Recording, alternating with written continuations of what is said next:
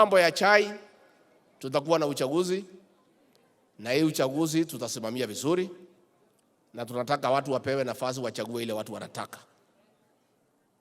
Let people choose leaders of integrity ambao watatusaidia katika KTDA factories kusaidia wakulima wapate haki yao. And we shall not interfere. Again, tuko na mambo ya makadamia, tumefanya marekebisho. Makadamia ilikuwa 30 shillings, sasa ni 120. Mambo ya avocado tunaifanyia kazi na tunaendelea na kazi, and will continue working for the people.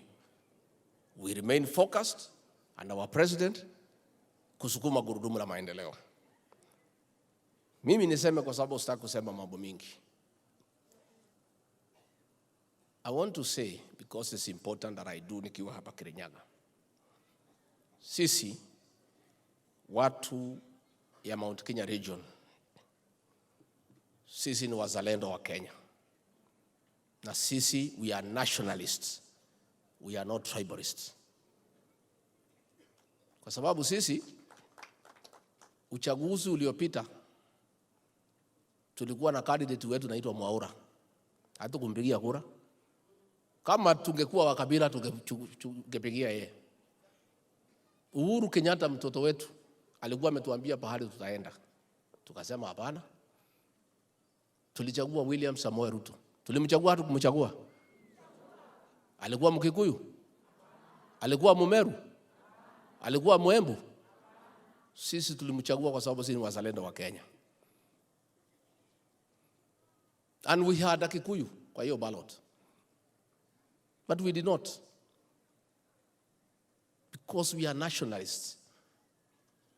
And many people had doubts ya kwamba ati sisi watu ya hapa Mlima Kenya tunaweza pigia mtu ya area zingine. Na nikawaambia that time, sisi si wa kabila. Na ndio tukawacha ile Uhuru alikuwa ametuambia, tukawacha Mwaura, tukaenda kwa William Samoei Ruto. So, when we call for our unity, let people not equate our call for unity to tribalism. Sisi, we are calling for unity kwa sababu ya ile hasara tumeenda when we were not united. Na sisi wajinga, sisi ni watu werevu.